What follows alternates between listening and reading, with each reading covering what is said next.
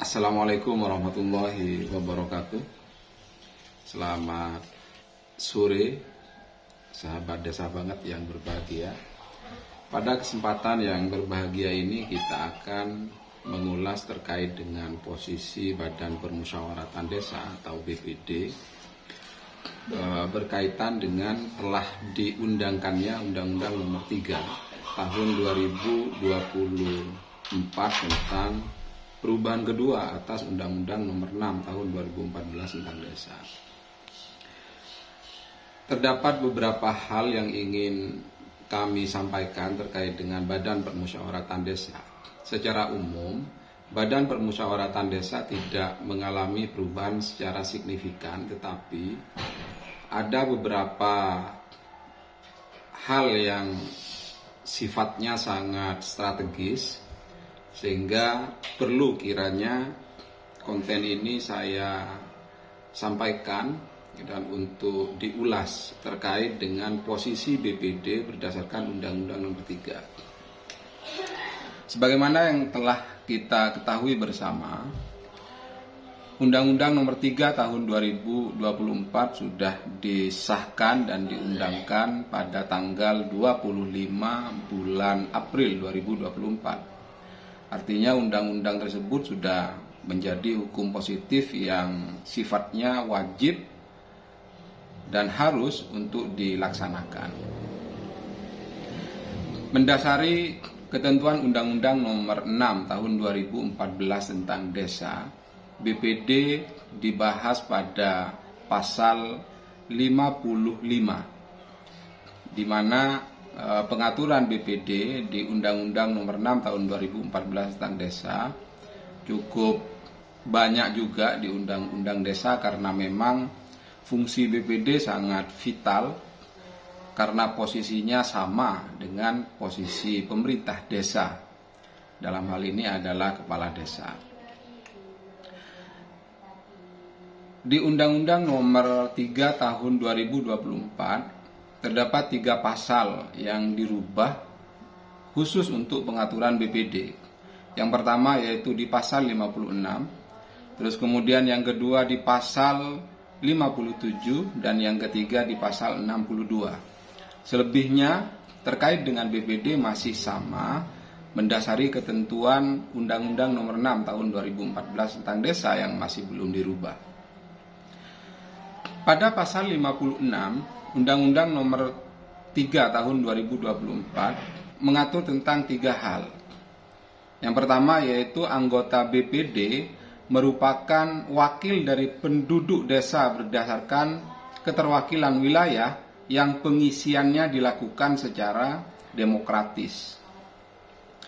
Namun, pada ketentuan perubahan di Undang-Undang Nomor 3 ini terdapat tambahan pada narasi yang dibangun di pasal 56 ayat 1 yang masih belum ada pada pasal 56 ayat 1 Undang-Undang Nomor 6, yaitu dengan penambahan memperhatikan 30% keterwakilan perempuan. Artinya nanti BPD di setiap desa pada saat menentukan keanggotaannya harus memperhatikan minimal 30% dari unsur perempuan. Yang kedua, masa keanggotaan BPD selama 8 tahun terhitung sejak tanggal pengucapan sumpah atau janji dan dapat dipilih kembali dalam jabatan yang sama. Kalau di Undang-Undang Nomor 6 tahun dan dapat dipilih kembali untuk 3 kali jabatan maksimum, baik berturut-turut ataupun tidak berturut-turut.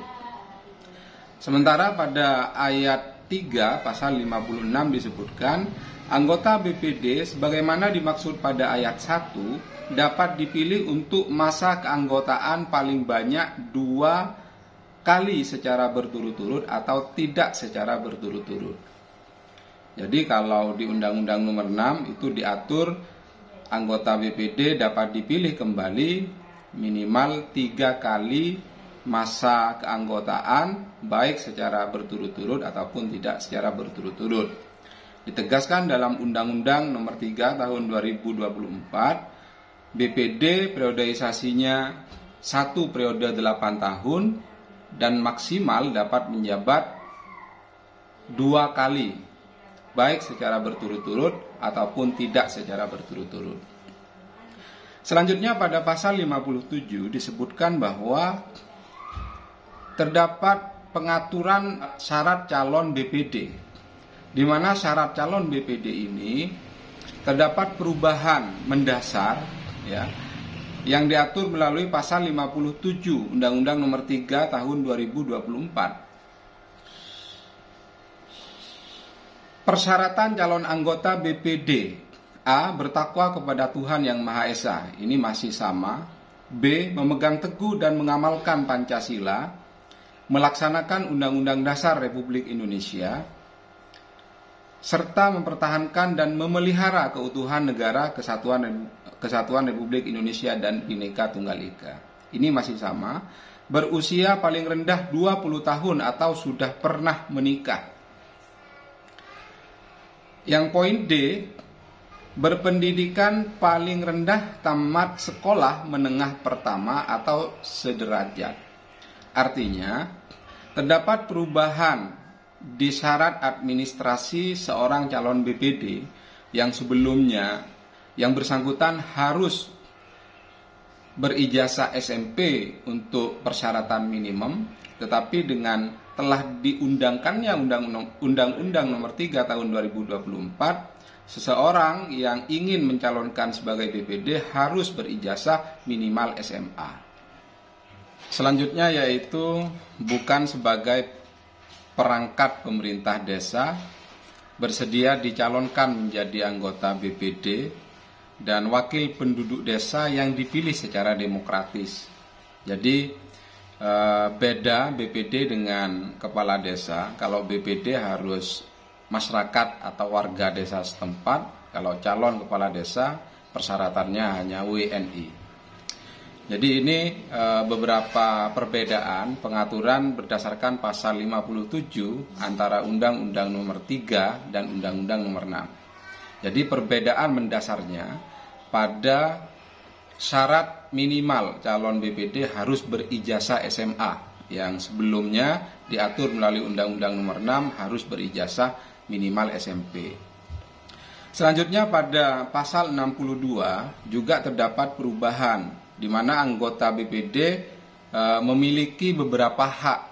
Yang pertama yaitu mengajukan usulan rancangan peraturan desa, dan ini sama dengan ketentuan yang diatur oleh Undang-Undang Nomor 6. Mengajukan pertanyaan, menyampaikan usulan dan atau pendapat, memilih dan dipilih, mendapatkan tunjangan dari APBDes yang bersumber dari ADD, dan besarannya ditetapkan dengan peraturan bupati atau wali kota. Mulai dari poin A, B, C, D sampai poin E, ini sama ketentuannya yang sebagaimana diatur di Undang-Undang Nomor 6. Khususnya di pasal 62. Terdapat tambahan ini sedikit memberikan informasi yang sangat membahagiakan bagi pemerintah desa, khususnya untuk teman-teman BPD. Yang pertama yaitu mendapatkan jaminan sosial di bidang kesehatan dan ketenaga kerjaan. Jadi seorang BPD nanti akan mendapatkan tunjangan kesehatan dan tunjangan ketenaga kerjaan. Selain itu, BPD juga akan mendapatkan dana pensiun. Artinya, dana pensiun dalam bentuk interpretasi mendapatkan tunjangan purna tugas 1 kali di akhir masa jabatan sesuai kemampuan keuangan desa yang diatur dalam peraturan pemerintah. Jadi di antara perubahan 3 pasal yang dilakukan perubahan dari Undang-Undang Nomor 6 ke Undang-Undang Nomor 3 Tahun 2024, terdapat beberapa perubahan yang sangat signifikan. Yang pertama yaitu masa bakti BPD dari 6 tahun menjadi 8 tahun.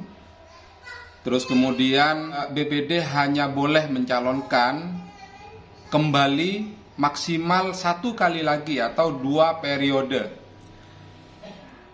baik secara berturut-turut atau tidak secara berturut-turut.